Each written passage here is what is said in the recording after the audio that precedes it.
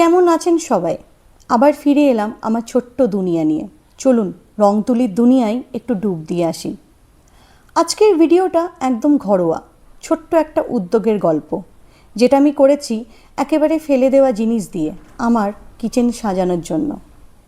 বছর জুড়ে তো কত রকম সেলিব্রেশন চলে, বার্থডে, অ্যানিভার্সারি, আর তার সাথে বাড়িতে চলে আসে নানা রকম কেক।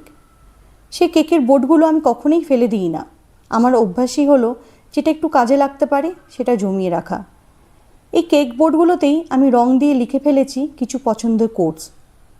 এই কোটসগুলো শুধু সাজানোর জন্য নয়, বরং চিমনির পাইপ যাওয়ার যে গর্তটা আছে সেটা ঢাকার জন্যও ব্যবহার করেছি। আর সবচেয়ে বড় কথা, রান্না করার সময় এই কথাগুলো পড়ে আমার মনটা ভালো থাকবে।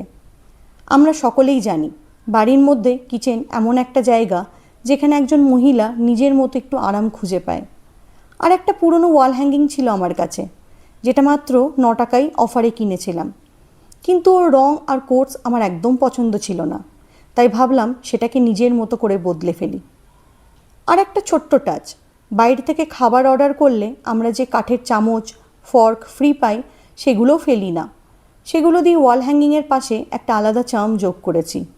এক নজরে দেখে নিই যা যা লেগেছে। কেক বোর্ড একদম ফ্রি, ওয়াল হ্যাঙ্গিং মাত্র 9 টাকা, রং আর স্কচ টেপ আগে থেকেই বাড়িতে ছিল।